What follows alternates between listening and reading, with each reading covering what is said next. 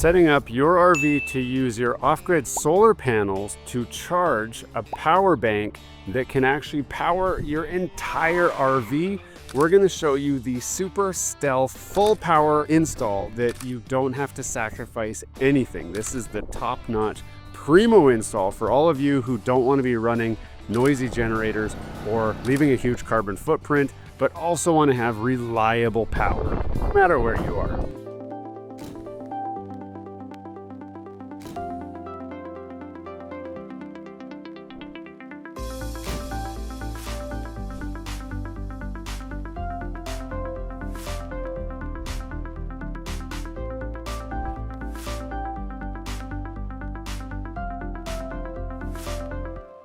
For those of you new to the channel, I'm Anton, a power engineer, industrial mechanic, and a Red Seal electrician. We cover all kinds of products and topics in an approachable way for the average everyday person. I'm glad you found us. Hello and welcome back to Gears and Tech. We've done a lot of work on our RV trailer already, but today we want to ramp it up a bit. So as you heard, we're going to be installing a portable battery bank with built-in power inverter. The one that we're installing today is brought to you by DJI. Now, I've reviewed this on this channel already. You've also seen us review the EcoFlow.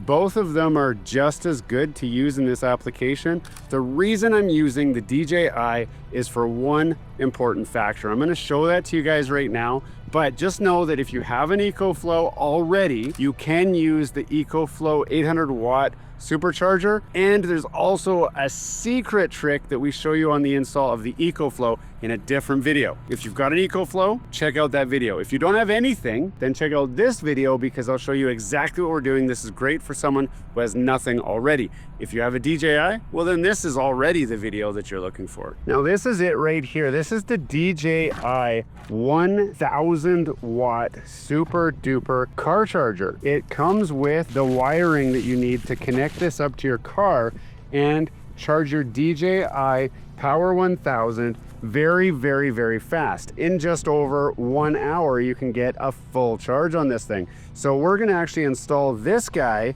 in our RV so that we can get fast supercharging of our power supply so that I never ever run out of power. So I'm going to show you right now where we're going to be installing that, and that is right there in our front storage bin. Now the reason I'm picking this is because I already have all the business end set up here. So we have our upgraded charge controller. This is connected to about 600 watts of solar panels. And I also have my DC to DC battery charger for if I need to give it some extra juice, I can connect this up to my truck and charge the batteries and this system off of that DC to DC charger. So everything's gonna be run up here. So now I'm gonna just blast through the install and then I'll walk you through exactly how it was installed. And finally, we'll see how much charging power we get out of this thing.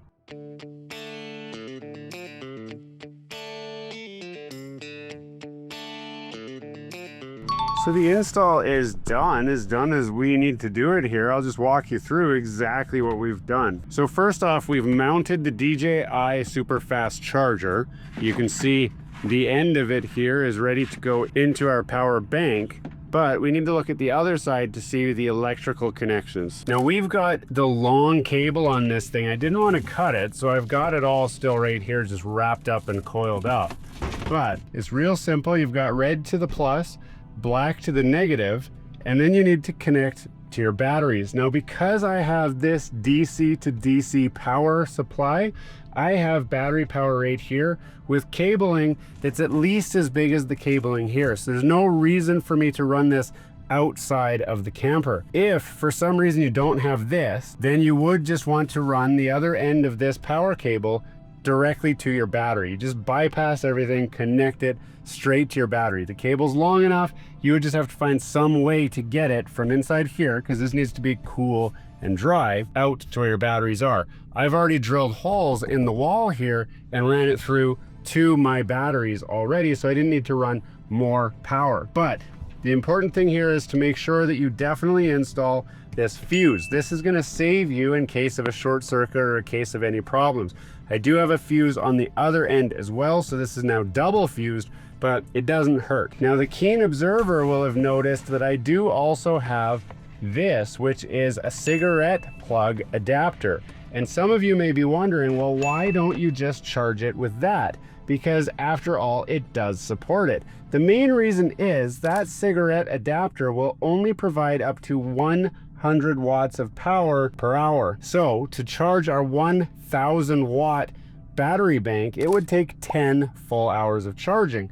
Whereas this can put out up to 1000 watts. So we can charge our entire battery bank in about 1 hour to 1.5 hours, as long as the battery can supply the power, the battery being the RV battery. In this case, we have solar panels hooked up that can almost provide enough power to this thing as it is. So as long as it's a clear sunny day, this thing will always get charged, and it'll keep the batteries topped up as well. So the next thing for us to do is to turn this thing on. So let's turn it on together. And turning it on is as simple as flipping this switch. You can see the green light has come on. Now, once it's on, we can connect this guy up to the battery bank. So I'm gonna stick it in here so that it's easier to see what we're doing here. So give me a second. Now this is perfect. We're currently at 44% power.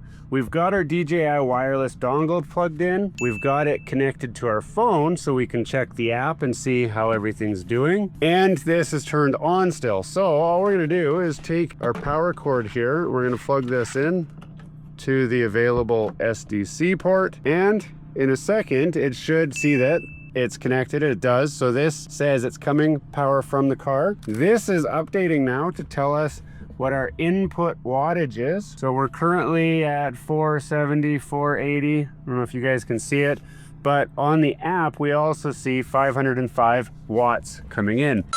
Now's a great time to pause the video and point out the settings that you can adjust in the app. So here I am in the DJI Power 1000 app. And what you want to do is click the hamburger button in the top right here. And then you can go to energy management and you'll see SDC 1 kilowatt car recharging settings. So currently those settings are set to recharge only at 500 or so watts with a minimum car voltage of 12.9 volts. Now, if we reference the state of charge chart, a 12 volt lithium battery is going to read about 14.4 volts at 100% charge. And when it gets down to 20% charge, it's going to read 12.9 volts. If we let it discharge all the way, it'll drop down to about 10. But you never want to let it go that far. So in our case, I'm gonna leave myself a safe buffer. I'm gonna target the 40% range at about 13.1 volts. So going back to the app here, you can see minimum voltage car charging. I'm gonna slide that up to 13.1 volts, like that. That's gonna make it so that it never fully discharges the RV battery in order to recharge this. But I also want it to recharge faster. 502 is just not good enough. So I'm going to turn this up to about 800. And what I'm going to do is try it like that for a bit, take current readings, check my wires to make sure that they're not getting too hot and that there's no issues. And if everything's okay, I can always crank that up to the full 1000 watts, which would give you super fast charging. But in my case, 805 is a good trade-off between how much power I'm actually going to be drawing and how quickly I can replenish it. Also, I don't expect to be pulling more than 800 watts at any given point. So as long as I can replenish the power that I'm taking and keep this thing topped up, then I'm going to be happy. So now let's get back to what I was saying. Just keep in mind that while we're talking about the 500 watt recharging, know that we do have the ability to adjust that to be more or less. It's going to have some limiting factors that's going to prevent it from going to the full 1000 watts, and that's mostly because our battery voltage is probably not full right now.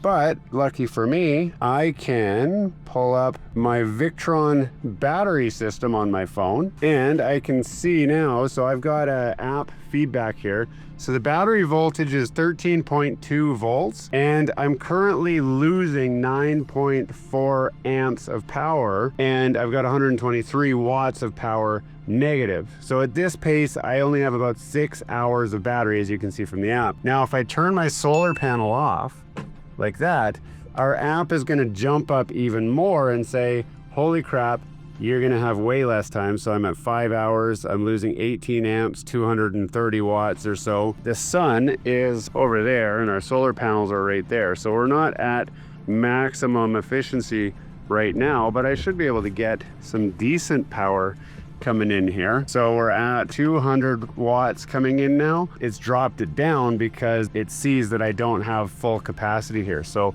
when I turn these back on, you'll see my solar panels will kick in and they'll offset a lot of the power there and allow this to really ramp up. So now we're at 300 watts coming in.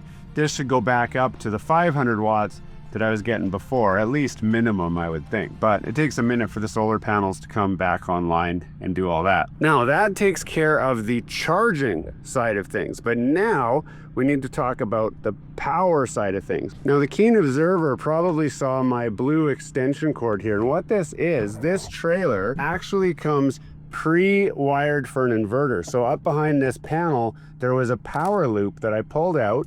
I've got a different video that shows you exactly how I connected this up. But really, all I gotta do if I want to power the trailer is unplug these. Now if I plug this into my power port on there and turn this on, this is now providing AC power to all of my inverter ready plugs inside my trailer. So I don't have to do anything else. Now I've got this hanging here, which it can just hang here. But if you might be connected to shore power, the other thing you can do is actually plug in to the charge port on your DJI. You can plug this in into this guy. So when you're plugged into shore power, this will actually charge up the DJI unit. And then if your shore power gets shut off for some reason, this will take over. If you have full shore power, it just goes through here and it uses the backup UPS mode to just keep it going. So now you can see, I still got about 340 watts coming in here. It is still charging. The app does actually tell me that my time to charge is about 2 hours. It's gonna take roughly 2 hours to charge this up to 100%. That's including any loads that I might have on here. I don't have any loads on here right now because nothing's turned on in the trailer, but it will charge in about 2 hours. The sun's gonna be shining for 2 more hours, as you can tell from looking out here. So the sun will charge this 100% in about 2 hours versus using that cigarette plug, which would have taken 10 hours. So if I can get more power coming in here, I would easily get this to charge even faster, but 2 hours is not that bad. And that's how easy it is to do a generator-free install of a power supply for your RV, your camper, your motorhome, whatever. It can be just this easy for you guys as well. Most newer motorhomes actually have that inverter-ready plug, so it's very easy install. And if you have any questions about that install, I do show it in detail in a different video on this channel already. If any of the products you've seen today interest you, I will put a link down below you can click so you can pick up all of these things and do the exact same install that you saw today. If you have any questions, be sure to post those down below. I am really active in the comments section, and if I need to, I can always make another video that walks you through something that maybe wasn't quite as clear as what it should have been. Thanks for watching all the way to the end of this video. We hope you enjoy the content in this video, and we'd love to have you come back. Consider subscribing to the channel if you haven't already. And for those subscribers who are looking for that extra special thing that you can do to support this channel, consider joining our members group. That's where we're building this community, the Gears and Tech community, where we can all enjoy content together. You'll get special perks, which we'd love for you to check out by clicking the link down below. For those of you who are just happy to watch the video, that's okay too. You can check out some of our other content right over here, where we've got some previous videos that have already been uploaded and enjoyed by many of our viewers already. We do hope to see you again. This has been Gears and Tech. Have a great day.